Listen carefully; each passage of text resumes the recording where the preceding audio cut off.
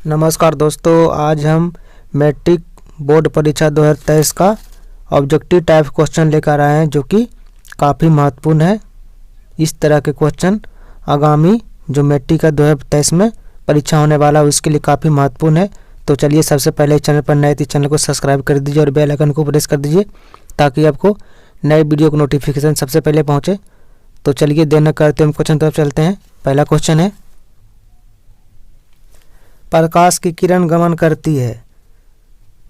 तो दोस्तों, प्रकाश की किरण जो है गमन करती है, क्या करती है दोस्तों? सीधी रेखा में गमन करती है। किस में गमन करती है? तो सीधी रेखा में प्रकाश की किरण गमन करती है। अगला क्वेश्चन है, प्रकाश का वेग न्यूनतम होता है। तो प्रकाश का वेग दोस्तों किस में न्यूनतम होता है?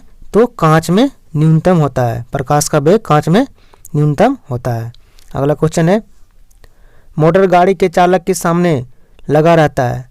तो कौन सा दर्पण लगा रहता है दोस्तों? मोटर गाड़ी के चालक के सामने तो उत्तल दर्पण लगा रहता है। कौन सा दर्पण? उत्तल दर्पण लगा रहता है, क्योंकि जो गाड़ी पीछे से आती है उसका फिगर क्या दिखाई देता है दोस्तों?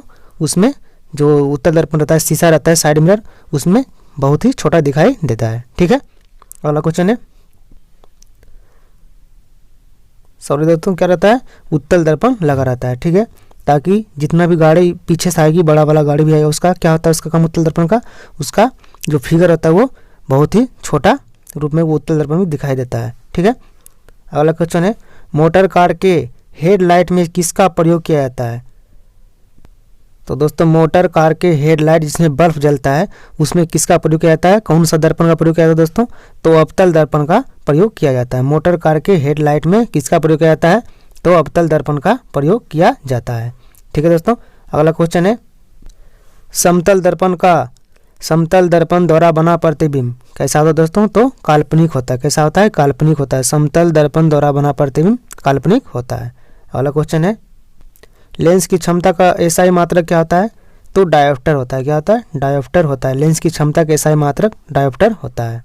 अगला क्वेश्चन है, प्रकाश की किरणों का पथ दर्शाने वाले चित्रों को क्या कहा जाता है? तो क्या कहा जाता है दोस्तों? किरण आरेख कहा जाता है। प्रकाश की किरणों का पथ दर्शाने वाले चित्रों को क्या कहा जाता है? तो किरण आरेख कहा जाता है। अगला क्वेश्चन है, 2D यानी 2 डायोप्टर क्षमता वाले लेंस का फोकसांतर होता है। कितना होता है दोस्तों? तो देखिए, ये न्यूमेरिकल, इसको हम सोल्व करते हैं। तो देखिए दोस्तों, लेंस की क्षमता, लेंस का क्या पूछ रहा है दोस्तों? लेंस का फोकसांतर पूछ रहा है। ठीक है। तो हम लोग सभी जानते हैं कि लेंस की क्षमता का फॉर्मूला क्या होता है।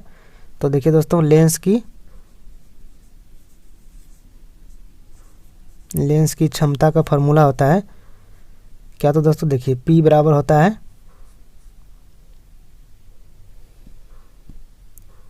तो देखिए दोस्तों P बराबर क्या होता है? 100 बाय यानी कि 100 बाय क्या होता है दोस्तों? फोकस दूरी। क्या होता है? 100 बाय फोकस दूरी। 100 बाय फोकस दूरी यानी कि AF। ठीक है दोस्तों। तो देखिए A बराबर क्या होता है दोस्तों? ठीक है। तो हम अगर जो A बराबर निकालेंगे कितना होगा? ये जो होता है लेंस की क्षमता का फॉर्मूला, लेकिन हम क्या निकालना है? हमको F निकालना है। ठीक है। तो A बराबर क्या होगा दोस्तों? मानते इसके आगे नहीं तो नीचे क्या? 1। ठीक है। तो A बराबर देखिए क्या हो जाएगा? तो A बराबर मेरा क्या हो जाएगा दोस्तों? तो A बराबर हो जाएगा फॉर्मूला 100 बाय क्या हो जाएगा दोस्तों? 100 बाय P। क्या जाएगा? 100 बाय P। ठीक है। तो ये मेरा फॉर्मूला हो गया। ठीक है। फोकसांतर का फॉर्मूला मेरा हो गया। अब देखिए, इस पे बैठाते हैं तो A बराबर देखिए दोस्तों क्या दो है? 100। ठीक। और देखिए मेरा P बराबर कितना दिया हुआ है? तो P बराबर मेरा दिया हुआ है 2। कितना दिया हुआ है दोस्तों? P बराबर 2 डायोप्टर दिया हुआ है। ठीक है। तो 2 से भाग दे दिए, तो 100 में 2 से भाग देंगे, कितना होगा दोस्तों? 50। कितना होगा? 50 डायोप्टर। ठीक। तो इस क्वेश्चन का राइट आंसर क्या होगा दोस्तों? 50 इस क्वेश्चन का राइट आंसर हो जाएगा। क्या हो जाएगा? 50 सेंटीमीटर इस क्वेश्चन का राइट आंसर होगा। क्योंकि दोस्तों सेंटीमीटर इसीलिए होगा क्योंकि लेंस की क्षमता यानी कि P बराबर फॉर्मूला होता है P बराबर फोकस दूरी 100 बाय फोकस दूरी सेंटीमीटर होता है। ठीक है। तो दोस्तों इसमें भी क्या होगा? सेंटीमीटर। ठीक। यानी कि A बराबर 100 बाय P सेंटीमीटर, तो 50 सेंटीमीटर इस क्वेश्चन का राइट आंसर हो जाएगा। तो ऑप्शन नंबर D इस क्वेश्चन का राइट आंसर होगा दोस्तों। अगला क्वेश्चन है, अब देखिए दोस्तों, दूसरा क्वेश्चन है, किसी उत्तल लेंस का फोकसांतर 50 सेंटीमीटर है तो उसकी क्षमता क्या होगी? तो देखिए दोस्तों, उत्तल लेंस की क्षमता का सूत्र होता है, देखिए उत्तल लेंस की क्षमता का जो है दोस्तों सूत्र क्या होता है, उत्तल लेंस की क्षमता का सूत्र होता है 1/, क्या होता है 1/, फोकस दूरी, ठीक है, 1/, क्या होता है फोकस दूरी, ठीक, 1/, फोकस दूरी यानी कि मीटर में होता है, ठीक है दोस्तों, 1/, फोकस दूरी क्या होता है मीटर में होता है, ठीक, 1/, फोकस दूरी क्या होता है दोस्तों मीटर में होता है, ठीक। तो देखिए दोस्तों, हम 50 सेंटीमीटर, यहाँ कितना दिया हुआ है 50 सेंटीमीटर दिया हुआ है, तो देखिए 50 सेंटीमीटर को हम क्या लिख सकते हैं दोस्तों, 50 सेंटीमीटर को, ठीक है दोस्तों, 50 सेंटीमीटर को हम मीटर में क्या लिख सकते हैं 0.5 मीटर, 0.5 मीटर लिख सकते हैं दोस्तों, क्योंकि हम लोग सभी जानते हैं कि 1 मीटर बराबर कितना होता है, 1 मीटर बराबर होता है 100 सेंटीमीटर, ठीक है, इसलिए हम 50 सेंटीमीटर को 0.5 मीटर लिख सकते हैं, ठीक है। तो देखिए दोस्तों, अब हम देखिए इस फार्मूला पे इसको बैठाएंगे। तो देखिए दोस्तों, क्षमता का फार्मूला क्या होता है 1/, क्या होता है 1/, क्षमता का फार्मूला होता है 1/, क्या होता है दोस्तों, तो 1/, कितना हो जाएगा 1/0.5 मीटर, 1/0. कितना हो जाएगा 5 मीटर, 5 मीटर हो जाएगा। अब देखिए नीचे दशमलव है दोस्तों, तो इसको दशमलव उड़ाएंगे क्या आ जाएगा ऊपर हो जाएगा 100, ठीक है, तो 100 बार कितना लिखा जाएगा दोस्तों, सॉरी 1 दशमलव उड़ाएंगे कितना बैठेगा ऊपर 1/10 लिखा जाएगा, क्योंकि ये दशमलव उड़ाने के बाद देखिए 1 अंक है इसलिए ऊपर में 1 0 बैठेगा, ठीक, तो ऊपर में कितना हो जाएगा तो 1 गुना 10 हो जाएगा, बटे कितना बचेगा दोस्तों, ये तो मेरा दशमलव पॉइंट ऊपर हो गया, कितना बचा 5, ठीक, तो देखिए 10/5, तो 10 में 5 से भाग देंगे कितना बचेगा दोस्तों 2, ठीक, तो कितना बचा दोस्तों 2, ठीक, तो 2 बचा दोस्तों, क्या प्लस बचा, क्या बता प्लस में आया मेरा 2, यानी कि +2 डायोप्टर, ठीक है। अब देखिए दोस्तों, हम लोग सभी जानते हैं कि फोकस दूरी जो है दोस्तों क्या होता है धनात्मक, जो है धनात्मक किस में होता है, तो फोकस दूरी धनात्मक जो है दोस्तों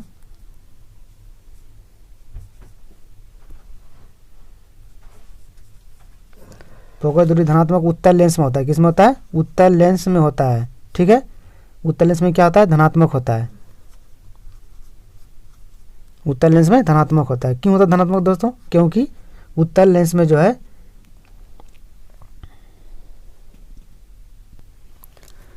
फोकस दूरी जो दोस्तों उत्तल लेंस में क्या होता है धनात्मक होता है, क्योंकि उत्तल लेंस में जो दोस्तों फोकस दूरी जो है किधर बनता है, तो मेरा दाएं तरफ बनता है, किधर बनता है दाएं तरफ बनता है, इसलिए क्या होता है इसका उत्तल लेंस में प्लस होता है, ठीक है, धनात्मक होता है। और दोस्तों ऋणात्मक किस में होता है, तो ऋणात्मक जो है अवतल लेंस में होता है, किसमें दोस्तों अवतल लेंस में क्या होता है ऋणात्मक होता है। क्यों होता है, क्योंकि जो है इसमें फोकस दूरी जो है किधर बनता है दोस्तों, तो इसमें फोकस दूरी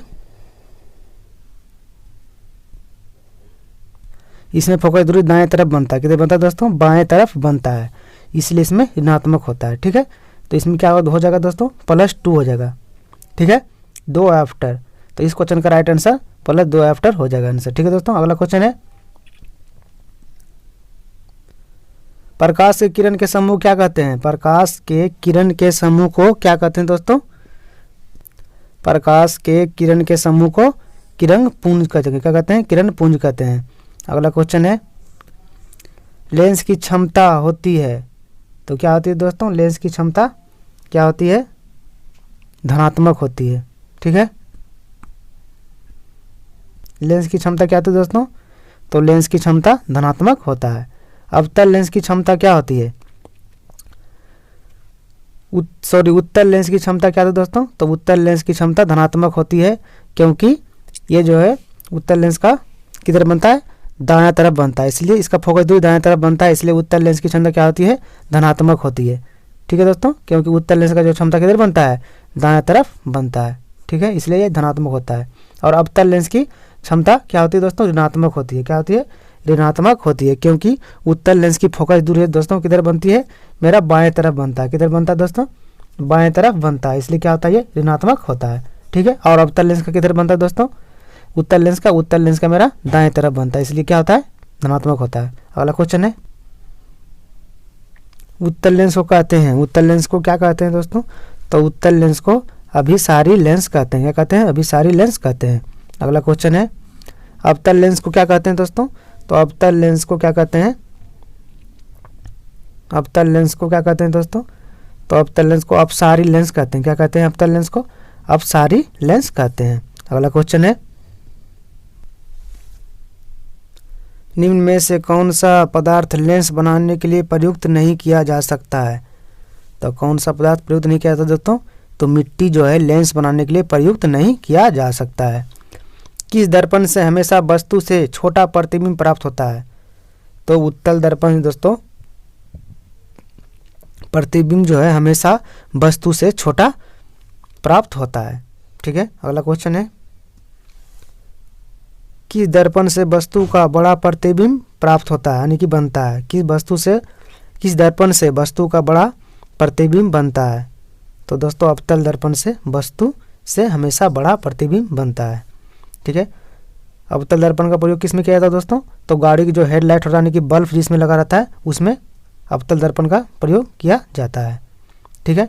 और उसी प्रकार दोस्तों अगर जो हम उत्तल दर्पण की बात करें, तो उत्तल दर्पण का प्रयोग किस में किया जाता है, तो गाड़ी के साइड मिरर के रूप में उत्तल दर्पण का प्रयोग किया जाता है। ठीक है। अगला क्वेश्चन है, प्रकाश के परावर्तन के कितने नियम हैं, तो प्रकाश के परावर्तन के 2 नियम है।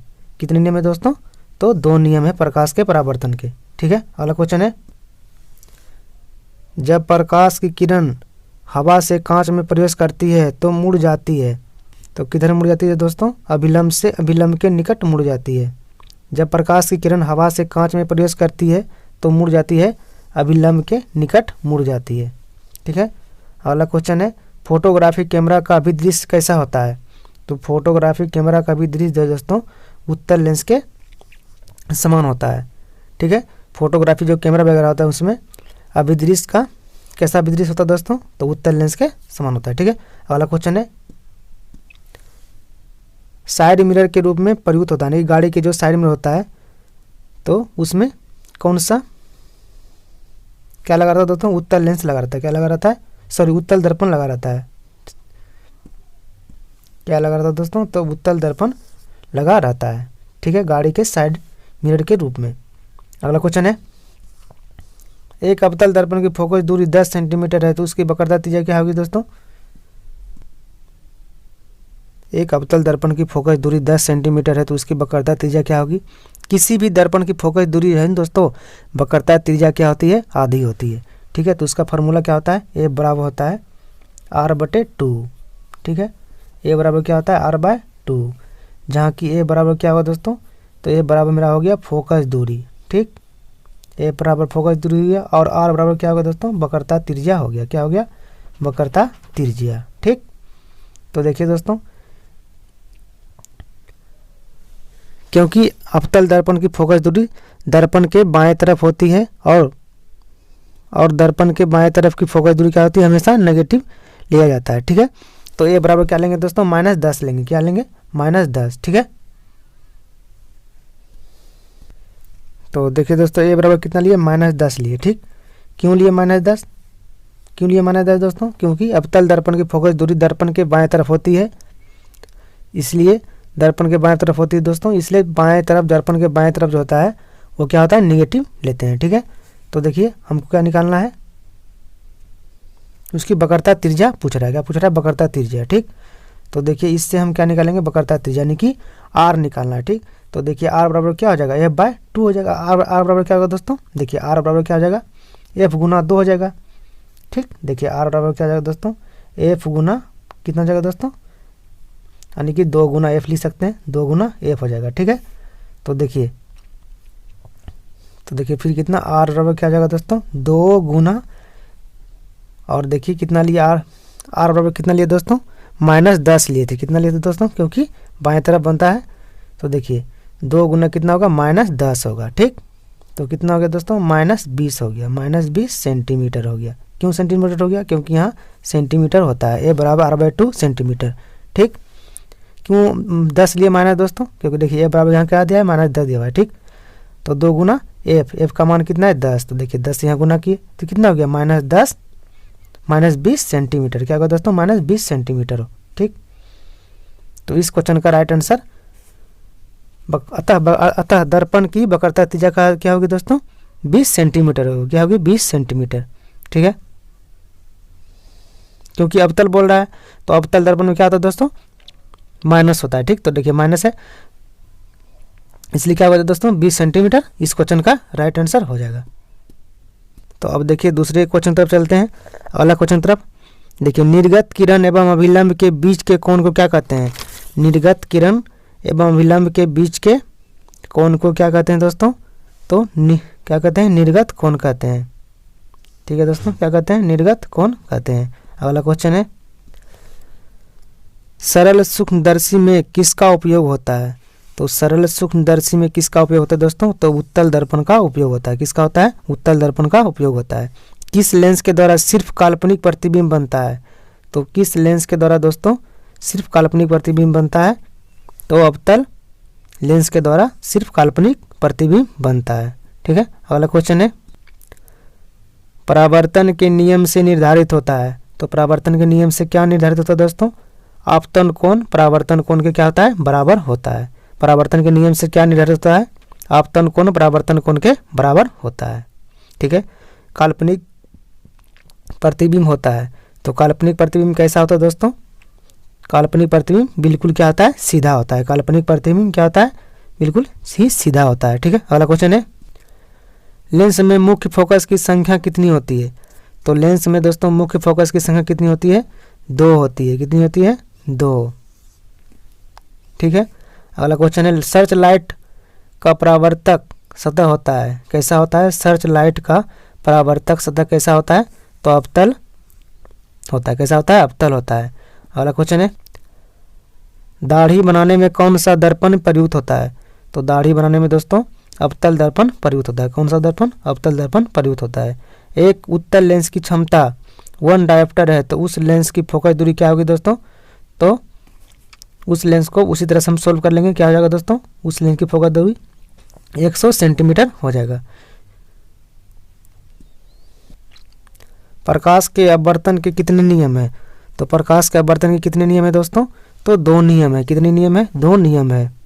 ठीक है, किसी माध्यम के अपवर्तनांक का मान होता है, किसी माध्यम के अपवर्तनांक का कितना मान होता है sin i by sin r होता है। क्या होता है दोस्तों sin i by sin r होता है। अगला क्वेश्चन है एक उत्तल लेंस होता है।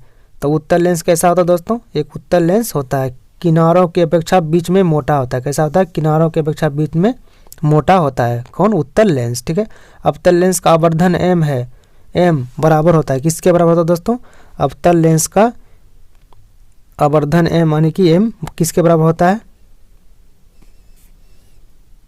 तो u प्लस v के बराबर होता है। किसके बराबर होता है दोस्तों, u प्लस v के बराबर होता है।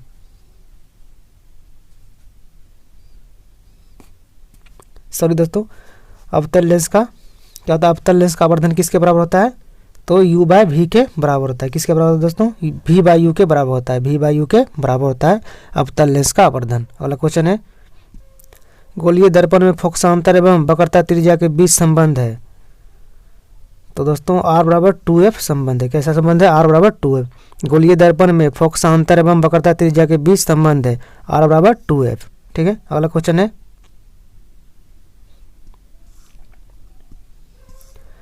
सोलर कुकर में प्रयोग किया जाता है। किसका प्रयोग किया जाता है दोस्तों, तो सोलर कुकर में अवतल दर्पण का प्रयोग किया जाता है। किसका, अवतल दर्पण का प्रयोग किया जाता है सोलर कुकर में। ठीक है, अगला क्वेश्चन है उत्तल लेंस में बना प्रतिबिंब होता है। कैसा प्रतिबिंब होता है, उत्तल लेंस में बना प्रतिबिंब कैसा होता है दोस्तों, तो वास्तविक एवं उल्टा होता है। उत्तल दर्पण उत्तल लेंस में बना प्रतिबिंब कैसा होता है, वास्तविक एवं उल्टा होता है।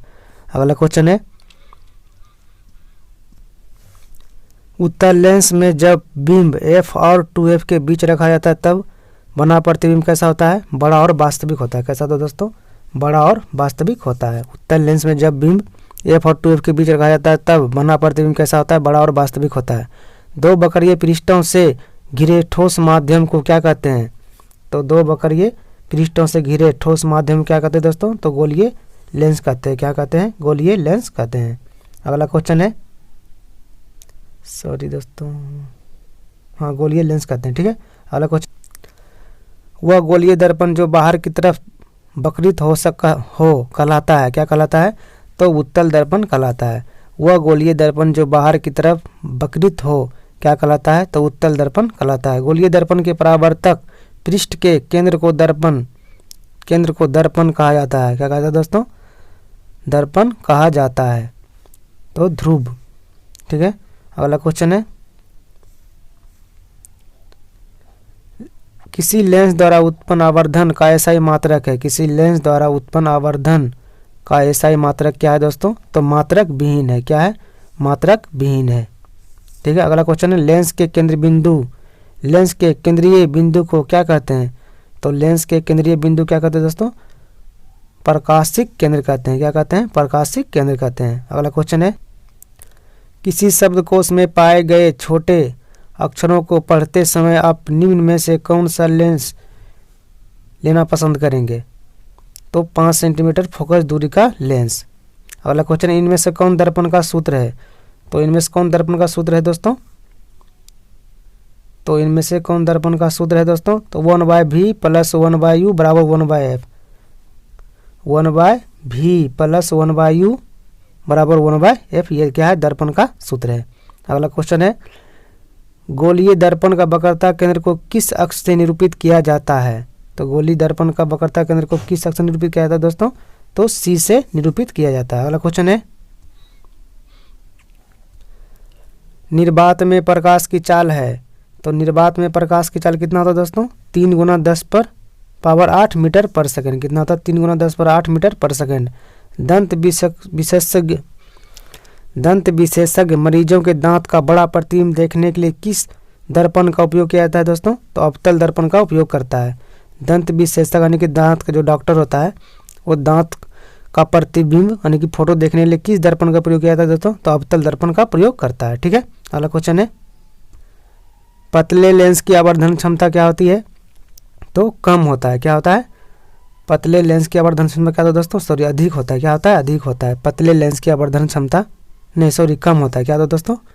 कम होता है। पतले लेंस की आवर्धन क्षमता क्या होता है? कम होती है, ठीक है। अगला क्वेश्चन होता है, मोटे लेंस की आवर्धन क्षमता क्या होता है दोस्तों? तो मोटे लेंस का आवर्धन क्षमता अधिक होता है। पतला यानी कि कमजोर होता है, तो पतला मतलब क्या हुआ? इसका मतलब कम। और मोटे लेंस की आवर्धन क्षमता क्या होता है?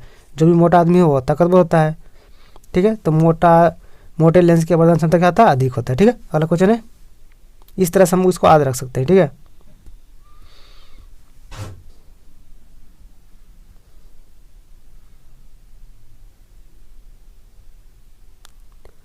अवतल दर्पण के ध्रुव और मुख्य फोकस के बीच रखे बिंब का प्रतिबिंब की प्रकृति होती है। तो कैसा होता है दोस्तों? आभासी एवं सीधी होता है। कैसा होता है? आभासी एवं सीधा होता है। उत्तल लेंस का प्रकाशिक केंद्र और मुख्य फोकस के बीच रखे बिंब का प्रतिबिंब की प्रकृति होती है। तो कैसी होती है दोस्तों? आभासी एवं सीधी होता है। कैसा होता है? आभासी एवं सीधा होता है, ठीक है। अगला क्वेश्चन है, अवतल दर्पण के मुख्य फोकस पर रखे बिंब का प्रतिबिंब की स्थिति होती है। तो कैसी होती है दोस्तों? अनंत पर होती है। कैसा होता है? अनंत पर होता है। अवतल दर्पण के मुख्य फोकस पर रखे बिंब का प्रतिबिंब की स्थिति कैसी होती है दोस्तों? तो अनंत पर। उत्तल लेंस के मुख्य फोकस पर रखे प्रतिबिंब की स्थिति होती है। तो कैसी होती है दोस्तों? ये भी अनंत पर होता है, ठीक है। अगला क्वेश्चन है,